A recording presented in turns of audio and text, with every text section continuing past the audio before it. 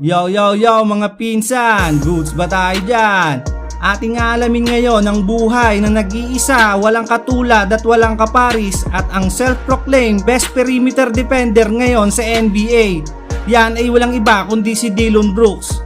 Sino nga ba itong si Dillon Brooks na maingay ang pangalan ngayon sa mundo ng basketball? Hindi dahil sa mga record na nagawa niya, kundi sa mga kinikilos at sinasabi nito sa loob at labas ng court. Kaya madalas napapadikit ang pangalan nito sa mga superstar ng liga, gaya na nga lang na magkaroon sila ng palitan ng maanghang na salita ni Lebron. Si Brooks nga mga pinsan ay pinanganak noong January 22, 1996 sa Ontario, Canada. Ang kwento nga ng ina nito noon sa isang interview na noong bata pa lang ito ay may taglay na itong kakulitan, na minsan ay nauwi na lang ito sa kanilang bahay nang meron ng mga pasa at sugat. Si Brooks ay nag-aral noong high school sa Findlay Prep sa Henderson, Nevada. Matapos nga noon ay pinili niyang magkolehiyo sa Oregon State mula 2014 to 2017. Sa kanyang freshman year ay nag-average ito ng 11.5 points per game at napabilang nga sa all-freshman team sa Pac-12. Kaunting dagdag kaalaman lang mga pinsan, ang Pac-12 ay binubuo ng 12 malalaking school sa Amerika, kagaya ng Arizona State, Oregon State at ang UCLA na dating eskwelahan ni Westbrook at Kevin Love. At sa sophomore year nga ni Brooks ay pinangunahan niya ang Oregon Ducks sa Pac-12 Conference para makuha ang championship title at matulungan ng school na tumaas ang ranking nang mag-top 10 sila sa ranking sa buong Amerika. Dito nga ay pinarangalan siyang District 9 Player of the Year sa United States Basketball Writers Association. At sa kanyang junior year nga ay nangyari ang di inaasahan na magkakaroon siya ng isang malalang foot injury na dahilan para maagang magbakasyon ng season na yon. At sa kanyang final year sa kolehiyo ay nanalo pa nga ito ng Associated Press All-American Team at noong taong 2017 nga ay nag-declare na ito na magpa-draft na siya sa NBA. At ito na nga, nakuha si Brooks noong 2017 NBA draft bilang ika-45th pick ng Houston Rockets na agad din naman itong itinapon sa Memphis Grizzlies. At noong July 21, 2017, ang Grizzlies nga ay pinapirme siya ng minimum rookie scale contract. At sa unang laro nga niya ay umiscore nga agad ito ng 19 points na may kalahok na 10 rebounds mga pinsan.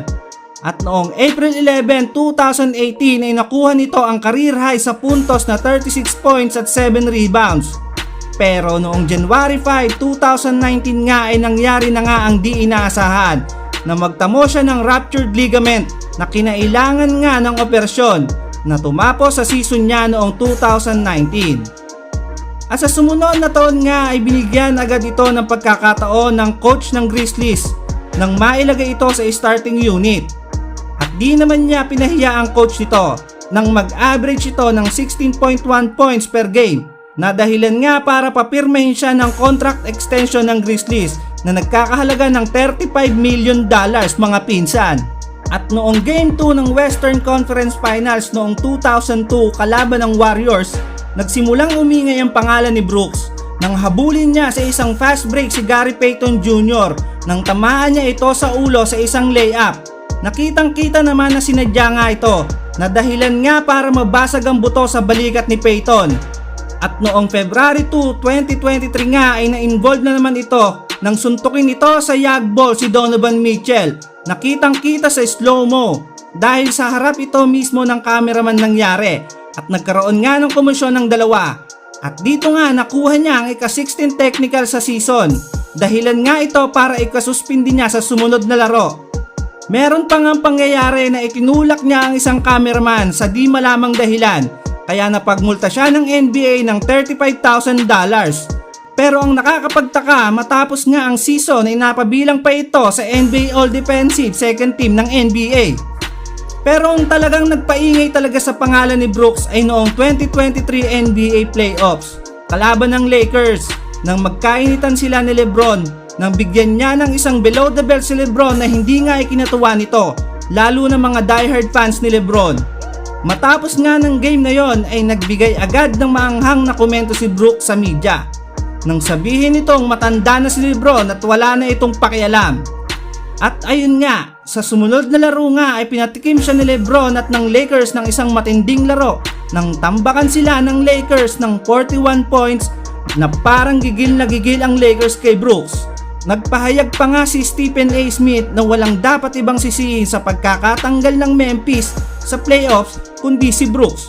Dahil nga matapos ang nangyari sa kanila ni LeBron ay biglang lumabas ulit ang laro ng Miami Heat LeBron na alam nyo naman kung gaano kagaling si LeBron ng panahong yon. At ito nga lang World Cup ay sinumpong na naman itong si Brooks. Nang asar-asarin niya itong si Luka Doncic. Ganon din ang buong team ng USA nang talunin nila ito. Masyado ng maraming arte itong si Brooks para pag-usapan siya. Pero style niya yan at dyan siya kumikita ng pera. Kumbaga sa basketball ay kailangan ng konting drama. At sa natapos niya na FIBA World Cup ay tinanghal siya na Best Defensive Player of the Tournament. At dineklaran na nga niya ang sarili niya na Best Perimeter Defender of the World. At bago matapos ang ating video mga pinsan, maglalambing muna ako sa inyo ng isang like, comment, share at subscribe mga pinsan para maging updated kayo sa mga gagawin nating video.